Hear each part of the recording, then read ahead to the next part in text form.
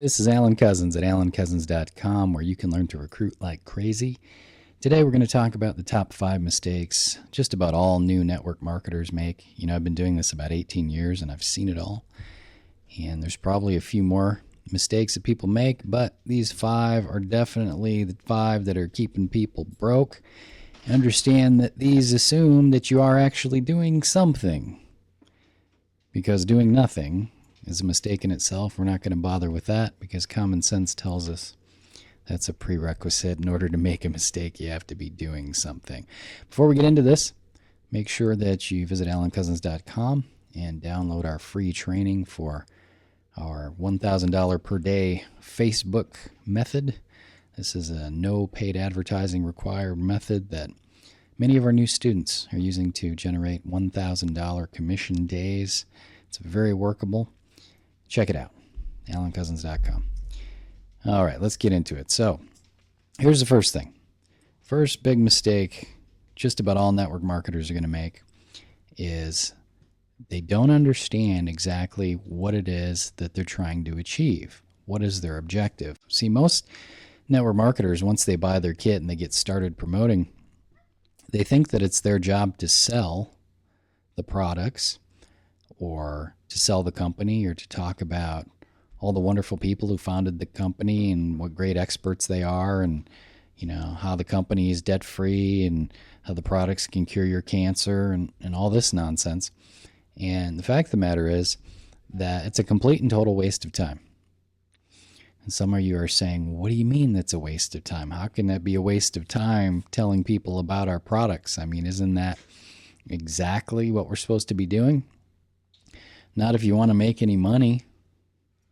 If you're interested in getting your friends and family, using the products, I guess that's one way to go about it. But the way that you're really going to make money in network marketing is by building teams. And what you want to do is you want to focus your attention on the team building, not on the product selling, not on the description, not on all the little insignificant details that anybody can just look up on a web page ever. Okay. Now, in a different tutorial, which is a very kick-ass training, if I must say so myself, at alancosens.com, there's one called Advanced Networking and Recruiting Concepts for Novices. If you are a network marketer who is not this internet marketing type of person where you're just running tons of pay-per-click advertising on Facebook or some other medium, and you're actually doing network marketing, which I love, which is never going to go away. This game of contacting new people, making a new friend, finding out what their needs and wants are, and seeing if the game that you're playing is something that might be workable for them. Networking, if that is the game that you are playing, then this training here is a training you absolutely want to make the time to go through. Some of you may not like me after you go through that training, but that training does in fact lay out the truth for you in terms of what it's going to take for you to make it happen. And the reason I'm pointing that out is because I don't want to have to go through all that information again in this particular audio recording. In that Advanced Networking Recruiting Concepts for Newbies training, I cover exactly what it is that you're trying to do. For now, I would just point out that if you are trying to sell the features and benefits of your products, you're wasting your time. And the main reason for that is all that information is covered on the company websites. You don't need to waste time on that. And most of you, depending on the company that you're in, your company has amazing product sales videos. I mean, they've got video after video after video, testimonial after testimonial after testimonial, life-changing win after life-changing win. And you're going to come along and try to do all that. First of all, you're going to waste a ton of time just learning all the data to be able to rehash it all. Second of all, when you do rehash it, it's going to be 1/10 as effective as the material that's already out there to do it. What you need to get good at is you need to get good at communicating with people in a real and sincere way to find out what it is that their problem is, that their pain is, that they need to solve. And if you find out they have a problem or a pain that your offer, your product solves, then you direct them to the information. You can even give them a target. Here, I want you to go to this website right now, watch that video, and I'm going to call you back in 45 minutes. I mean, this is like a 2-minute cycle of action. I know that most of you listening to this are spending an ungodly amount of time studying about all the products and all this insignificant nonsense. It's not going to make any bit of difference to your bottom line. So that, I would say, is one of the biggest problems, is that people are too focused on the wrong target. So in terms of your overall goal, right? And so far we've talked about the product, but in terms of your overall goal, what are you looking to do really? You're looking to, yes, get people using the products, but you're also looking to build a team. Because what you want is you want those people who are using the product, who are getting wins from it, to also become distributors, do you not? Because if they're having a win with it, they'll want to share it. And, the thing is that most of you guys, your organization's not going to be composed of people who are going to sponsor 1,200 or 1,500 people a year. Your organization, even if it gets to 100,000 people below you, is going to be composed of, 99,955 people who use the product, and every once in a while, if they bump into someone who talks about a specific problem that the product solves, they'll mention it, and they'll have a few people that they get on auto ship. And a tiny little percentage of them are going to build a big team. Okay? So most of the production is going to come from that very tiny percentage of people like me, who are going to go out and they're going to build, they're going to sponsor lots of people. They're going to get lots of people using the product, right? So you have a 2-prong focus there. One is to get them using the product, and the other is to get them onto your team. And again, the material to do that, this isn't something that you should be spending a lot of time describing or trying to sell them on. This is a situation where you need to be focusing on what is their pain, what is the ruin that they have, and how can this solve it? Now, when it comes to team building, usually that's things like a lack of time freedom, a lack of income. They can't pay the bills on time every month. They want to give more to their kids. They want to spend more time with their kids. They want to take more vacations. They want to own better stuff. They want to have better experiences. They want to have a hotter chick. They want to, whatever the thing is that relates to their lifestyle. It's not really your job to go in and explain the comp plan, right? Your job is just to get them to look at what their pain is. And once they're in it, once that pain has been agitated, just tell them to visit a link and go through the information, and you'll get back to them. That's it. And doing it this way, you can contact way more people. So this ties into the second thing. Okay. The second thing is failure to contact enough people. Well, when you don't know exactly what you're doing, right? Either in terms of you feel like you haven't spent enough days drilling all the product information to sell it, which you shouldn't be doing anyway. You haven't spent enough days drilling the compensation plan to show the plan, which you shouldn't be doing anyway. You withhold yourself because you feel like you don't know what to say and you don't want to look stupid, so you don't engage. And then what happens is when you do reach out and you try to communicate with people, after every communication cycle, you kind of feel like, boy, that didn't go the way I would have liked it to go. I wasn't sure what to say. The person didn't seem to get it. The person interrupted my communication. And you have all these communication breaks. And after a couple of those, you begin to feel like you just don't want to do it anymore because it makes you uncomfortable. The fact of the matter is you're just unhatted and don't know what to do. So the hatting on it is just what I talked about earlier. If you did nothing else, just get them in their ruin. Get them into the pain. Get them to tell you about it. So if you're just talking to them in the course of whatever you're doing, maybe it's a coworker, right? And the coworker is complaining about money. I mean, there's very simple questions you can ask these people to get them to look at what the pain of it is. I mean, if someone's complaining about their job, for example, and I say to them, yeah, it does sound bad. Hey, what if you just have to stay at that same job for the next 30 years? They'll usually say something like, oh my God, I would shoot myself in the head after the first 5. Okay, there's not much to be done there. The person is already in that ruin. If you can see they're actually in their ruin, then you can ask them about, do they, are they willing to keep their options open for other things? Well, what kind of plan do you have to actually get out of that? Are you willing to keep your options open? None of this has anything to do with yammering on about the product of the comp plan or anything like that. That's all later, right? So 90%, 95% of everything that you do is just going to be contacting people, getting in communication with them, developing rapport in a sincere way with real live communication. I mean, really getting in and talking with people, not just like trying to trick them, not just throwing a pitch at them, hoping that they'll bite on it. You could do it that way, but you have to contact 300 people before anybody bites on it. Just communicate with people in a real way. Hey, how's it going? No, I mean, really, how's it really going? Oh, yeah, that's good. How's your family doing? I mean, just chill out, take the time, relax, okay? Stop worrying about pitching your product. Stop worrying about pitching your opportunity.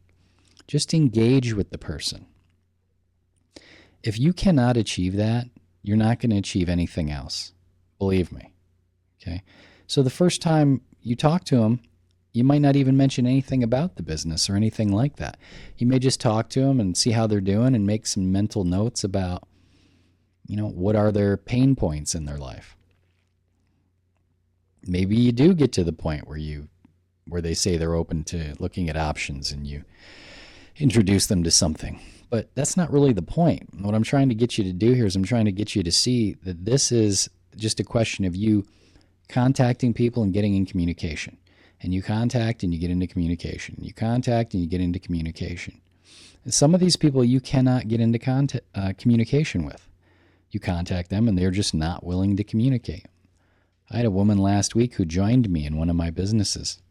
So as a courtesy, which I normally don't do, but as a courtesy, I was sitting there at the computer. I didn't have anything going on. I saw the notification come in, so I pick up the phone and I dial her number and I say, hey, it's Alan Cosens. I hope you don't mind me calling you, but I just wanted to, and I was about to say, I just wanted to let you know that I sent you an email with instructions that if you follow those, it'll save you about 90% of the time in getting set up. I just wanted to make you aware that there's instructions there waiting for you.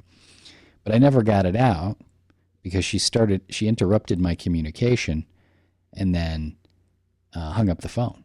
She didn't hang up the phone because she didn't know who I was or because she was being rude. She's just so out of communication that it was almost impossible to get into communication with her.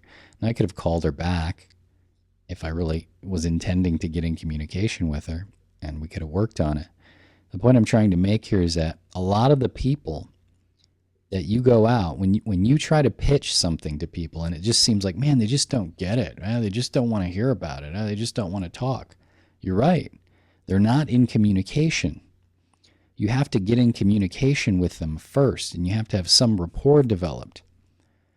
And so if there's one skill that's the most important skill, I would say it would be that, getting in communication with people and developing a rapport with them.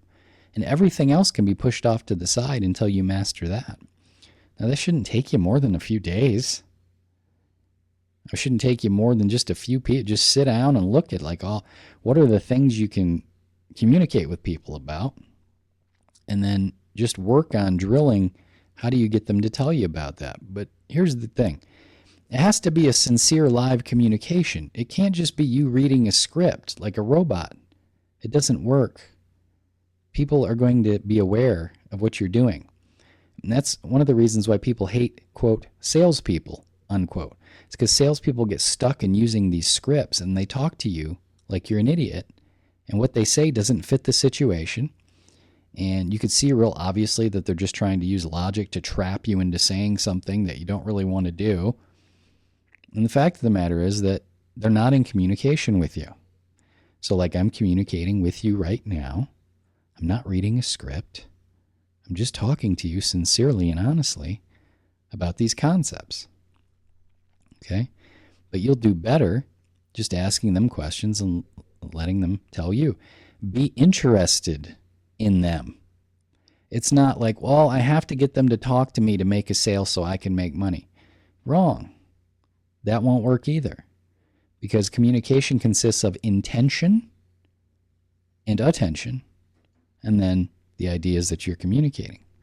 So if your intention is not to know them, not to care about them, not to help them, but your intention is only for you to make a sale so you can get a commission, they're going to feel that.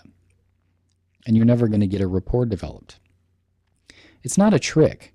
This is one of the things I see new people, like they start and they're trying to learn these scripts and stuff, but they feel like they're just trying to trick people. How do I trick someone into like buying something? Like this is all some big trick. It's not a trick. You're just networking. You're just getting to know people. Rapport comes when you communicate and they get a chance to know you and you get a chance to know them. The rapport develops. And with that being absent, everything else is a waste of time. Okay. So the reason why I tell people, look, don't waste time trying to sell your products and pushing the company information and things like that, because your time is better spent engaging with them, developing a rapport, right? So the first thing was you're too worried about trying to sell the products and pitching the company. Let's just cancel that. Let the websites do that, okay? Second thing is not engaging in real, live, sincere communication with these people because you're not quite sure what to say or do. And that will prevent you from reaching out and contacting enough people. So that's 3 of the 5 things, right? Failure to contact enough people, not engaging them with real, live, sincere communication. And then when you do communicate with them, you spend all the time like a sales bot just pitching your products and your company. Violate any of those and your business is not going to grow. Believe me, I did it the first year in network marketing in 97. I did that for a year. Didn't sell a single thing. Did not enroll a single person. Everything I was doing was logical. Everything made sense, but it just kind of seemed like nobody wanted to talk about it. It just kind of seemed like I was bothering people. Right? So all of you who are listening to this who think, well, I just don't want to bug my friends and family. There shouldn't ever be any situation in any of this where you're actually bugging your friends and family. It just blows my mind when people tell me that. Like, what are you doing to bug them? Why don't you stop doing that? Because when I talk to an uncle or a cousin or my mom or a friend, and I ask them about their life and how things are going and what their plans are and what they've been doing, there's no reason why that should bug anyone. It doesn't make any sense. So if you feel like you're bugging people, you're doing something wrong. Okay? Now, in terms of how do you get from the communication, the engagement, the rapport developing into pitching the offer, well, that's a different lesson. And again, I would suggest you visit this Advanced Networking and Recruiting Concepts for Novices page for that. Okay? So the fourth thing I would say is there's an issue with new people rushing to make the offer. And I kind of covered that a little bit. And these things tie together. The best example I can give you this is on Facebook now. There's a thing, and again, if you go to AlanCosens.com, there's a black banner. It says $1,000 per day commission. You click that and you can download the training on it. But there's this thing that people do where they go out on Facebook and they just they send you a friend request and then they just kind of throw up on you in the message thing about how great their opportunity is, and they give you a link. It's just pitch, pitch, pitch, pitch, pitch, pitch, pitch. Or they just put, hey, how's things? And you go, pretty good. And they go, here's this great thing and we made this much money and here's the link. And it just doesn't fit. It's like walking into a party and just walking up to the first person you see and handing them your business card and going, call me. Can you call me tomorrow and we can do business tomorrow? Call me. It just doesn't fit. And if you look at things in those terms, like you're at church and you're standing around before the sermon, right? How people socialize before they go into the chapel there.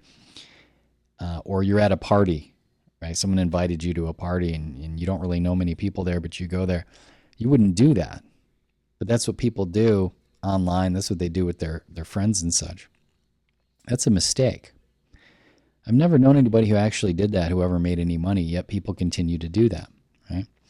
So don't rush to get to the offer. If you think of it in terms of steps, I would say maybe step 1 is just find a person to contact. Step 2 would be to contact the person, which is literally just, hey, how's it going? That's it. That's contact. It's done. I mean, you can have better contact content if you can look at their Facebook profile and see kind of what they're about. But you get the idea. And then it's just a question of communicating with them and developing the relationship. Again, just engage. Don't worry about pitching the offer just yet. You only pitch the offer once they've been qualified. Okay? So contact, communicate, and the communication develops rapport. Keep in mind that communication could be 2 minutes or it could be 2 weeks. Don't worry about it. Because if you never get rapport developed, they're never going to do anything with you anyway. Okay? So contact, communicate, which develops rapport, qualify, then is when the offer comes. How do you qualify them? Well, there's lots of ways you could qualify them. But they all happen after the communication has been established, after the person has communicated about what their ruin is, what their pain is that they would like to solve. Maybe you never get them to that point. Let's say out of every 10 people you contact, only 3 of them you ever get to the point where they're willing to discuss what their pain points are with you. Okay, then that's what it is. Doesn't mean you're failing. You just need to contact more people. Once those pain points have been established by them telling you, right? And this has to be, I hesitate to use the word smooth because that implies that there's some sort of pre-rehearsed script that you're supposed to be using, and there's not. Just communicate with them. Forget about everything else. And then when you go, hey, we're in a pretty good rapport, we're joking or whatever, then you can ask them about their pain points. You can direct them with your questioning along these pain points to see what their opinions are of it. And there's a great phrase I learned from Big Al Schreiter, which is, I'm just curious. I'm just curious. You mentioned your job. Do you enjoy that work, do you? Oh, okay, that's interesting. Well, I'm just curious. Is that something that you plan on doing for the next, 20, 30 years? Or is that a temporary thing? So somehow the I'm just curious kind of takes the edge off it, you see. At some point, you're observing, you have rapport. They've communicated about some of their pain points, right? Now you can qualify them. That could be something as simple as, well, do you keep your options open at all for doing things outside of that to make money? That's just one question. You could say, I'm just curious if you keep your options open for things other than that to generate income. You see? Now, at that point, they either do or they don't, right? Now, I don't want to give you a whole training on it, but if we make it real simple and we just look at it like, I don't have to rush to the offer. And here's, I think, the problem a lot of you are running into is like you're coming into these things and you're broke and you're desperate to get money and you just maxed out your credit cards to buy your kit, whatever that is. And the pressure's on and you're putting pressure on the other person and you're blowing it. This is not really a very good business model for pressure and rushing people. Okay? Pressure and rushing people might work good on an infomercial where you're selling a sham wow or something like that, and the person only has 30 more seconds to call to get the double discount. But it doesn't really work very well when you're trying to get people interested in changing their lifestyle. And however long it takes for them, for you to develop rapport, and for you to get them to tell you about their pain points, and for you to qualify them, whether that's 2 minutes or 2 years, that's how long it takes. What you have to keep in mind is if you're rushing to get to your pitch, you're destroying the deal. Okay? You present your offer only after they've asked to see it. So you've asked them a qualifying question. Do you keep your options open at all? And they say, yeah, I wouldn't mind doing something different. Great, now they're qualified. And it's real light. And now you can just say, you know, this may not be for you at all, but you may want to look at this thing. Would it be all right if I were to give you a link? Do you see how even the procedure of getting the link to them, I'm just working with their agreement. I'm not looking to violate their reality. You see, I'm looking to work with their reality. And if they say, no, I don't want to look at the link, then guess what? They don't want to look at the link. And if you would have just sent them the link and told them to look at it, they weren't going to look at it anyway. So what the hell's the point of rushing it? Almost everyone rushes this process. Your problem is not that one prospect, which takes me to the last point, and that is putting too much importance on each individual prospect. Look at it like this. You have $1 to your name. You have 0 in the bank. You have 0 credit card available balance. You have no food. You have 4 quarters in your pocket, and that's it. Those quarters are very important. Yes? You would physically fight someone who tried to take one of your quarters. Now let's back up out of that situation a little bit and look at it from a distance and consider that you being willing to physically fight someone over 25 cents is completely asinine. But that's what it would come down to. Because you have so little that it becomes very valuable. This is why gold's valuable. This is why diamonds are valuable. This is why platinum is valuable. And when you're just starting off in your network marketing business and you only had 3 leads to talk to, oh my gosh, those leads are so important. Every single one of them has to be closed. Every one of them must buy the product. Every one of them must join the business because that's all I got is those 3.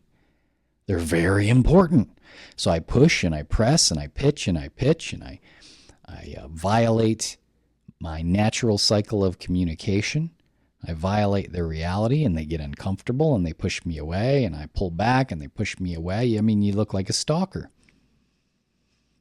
And what is a stalker other than someone who can't get a girl and he has to have that one because she left him and he can't get another one? You see? You're making them too important. Now, they are important in terms of they're valuable. They're human beings, and human beings are important. But I mean, in terms of your business, you know you'd do way better just contacting more people? Do you see how these points fit together? Rushing to the offer because it's so important to get this person to the offer, because they're so important that they join, because I don't have enough people to talk to, because I'm not contacting enough people, because I'm withholding myself from communicating in a sincere and honest way, in a way that will actually work to develop rapport. So I don't reach out 200 times a day like I should, or 100, or however many times you do it. And also, once I do contact them, I spend all my time talking about how great the products are and how wonderful the compensation plan is. So if you wanted to get a picture of the wrong way to do it, all you'd have to do is just look at what the average new network marketer does. That's the wrong way, which I think is fascinating. Don't you think that's fascinating that almost everyone, when they're new, they do everything wrong? And what I think is fascinating is that, and after doing this for years, this gets really clear. But you have to consider, you may not be aware of this yet, but MLM companies, their whole model is not really designed for you to build your business. It's really designed to move as much product as possible. And moving as much product as possible is completely disrelated to your paycheck, as far as I'm concerned, because your paycheck really depends on you building large organizations of people. And so what happens is that the training that most of these companies give you in terms of what to do, which is make a list of your friends and family, then call them up and invite them to a home meeting, or call them up and arrange an appointment to come over. It's all this push, push, push, push, push, push. Let's get it done. Yeah, rah, rah, let's win. You're going to be awesome and make it a great day and all this stuff. But it violates the natural cycle of communication that people are used to. That's great that you're all pumped up, and that's great that your company has said, okay, you're going to get your first 3 signups this weekend. But that doesn't change people's reality in terms of what a natural cycle of communication is. And it doesn't change the fact that they think you're a weirdo when you call them up out of the blue and you try to push something down their throat. So if you got a family member you haven't talked to in 2 years and you call them up out of the blue, I would say you're probably not even going to get into talking about the opportunity that day, because you're going to need to develop rapport with that person. My recommendation would be don't even bother with your friends and family just because of that. Because if I got an uncle I haven't talked to in years and I call him up, it's going to take me 2 months of developing rapport, getting rapport back again. Because it's like, why is he calling me? I haven't heard from him in years, and all of a sudden he's just calling me out of the blue. There's got to be some curiosity there about why. Well, that's fine if you want to take the months and months to redevelop the rapport and all the time. For me personally, it's easier just to find a person I've never met before and develop rapport. Then there's not all this whole extra step of like rebuilding or building the rapport with someone that I should have had it with in the first place. I hope this is making sense to you. So, failure to contact enough people, not using real, live, sincere communication to really engage with people, to really find out what their pain points are, to really find out what it is that they need and want, and to be willing to accept it if what they need and want has nothing to do with you. That's totally okay. Then you rush to the offer. And once you get there, you're spending 45 minutes selling the products and selling the opportunity, which you shouldn't be doing. That's 45 minutes. You could talk to 10 other prospects. But you do that. Why? And you go on and on and on and on and on, because each prospect is so important. Guys, just go out and contact people. Contact. You contact 200 people a day. Hell, if you contacted 20 people a day and you just applied these 5 things correctly, your business would grow. If you contacted 200, it would grow a lot faster. And what you have to consider is what you have for a prospect list right now might totally suck, but what if you're going to have 6 months or 8 months or 2 years from now? If you just keep doing that, 2 years from now, you're going to have tens of thousands of contacts. So these are 5 things that you could just note down and look at what you're doing right now and compare that to the things, each of these 5 points that I talked about, and see how you can start tweaking these things. Because one of the things that'll happen for me, I'm in a different kind of phase with it. I'm more in the phase of coaching team members on how to do stuff than I am. And I still recruit like crazy, but they just come in. I think I've had 5 new people join my business today. And literally the only work I've done today so far is I hooked up the microphone and I opened the recorder and I started recording this. You see, you do reach a point where you've made so many contacts, right? And you've got rapport developed with so many people that they just start coming to you. Well, do you know that you can't do that on day one? So when you come to someone like me and we're like, yes, we'll show you how to do this. So they come in on autopilot. You're getting 5 signups a day on autopilot. You don't ever have to talk to people on the phone. We don't mean on day one. We mean after you bust your butt for 90 or 180 days. Now let's look at that. Let's think about, well, geez, it seems like a long time. I need money now. Well, you know what? Maybe this business isn't right for you. But here's a couple points on that. Here's some things you can look at just to make it feel a little bit better. If you happen to be one of those people and you're like broke and you dumped all your money into your startup kit and you just need to get money right now, the MLM model, I mean, I'm talking about the typical network marketing model where you've got a monthly auto ship of a physical product and you get a tiny commission on each monthly auto ship, and the commission's usually like 6 to 10%, something like that. That model is not a fast income model. It's just not. I don't really like that business model for myself. I like the idea of that model because there are some amazing products out there. There really are. There are products I spend probably between $300 and $500 a month on products I actually buy products from Longevity. I think they are the best nutritional products on the planet. I honestly don't think there's anything better. I don't think there's anything that absorbs better. And there's nothing else that I've ever done that absolutely changed my body in the course of just a few months, from being like literally not able to run at all to now I can go jog 4.5, 5 miles. I mean, they are miraculous. Am I telling you that to sell you on it? No. I don't. I think I mention it to people. I don't even give them my affiliate link because the commission percentage is so tiny that it's just not that big a deal. I mean, maybe at some point if I decided I'm really make a thing of this and I started sponsoring 5 or 6 people a day into it after 2 or 3 years, it would build up into something. But I could take that same amount of people and put them into something else and make way more money. That's the way I look at it. So if you're a network marketer, it's okay. It's a cool model. It has value. It helps people. It really does. And there's certain things like I just mentioned, there's an aspect to it where it becomes a crusade, it becomes a mission of passion as much as it does a business. Well, for me personally, I've just never really been big on like staying broke for 5 years to be on a mission of passion.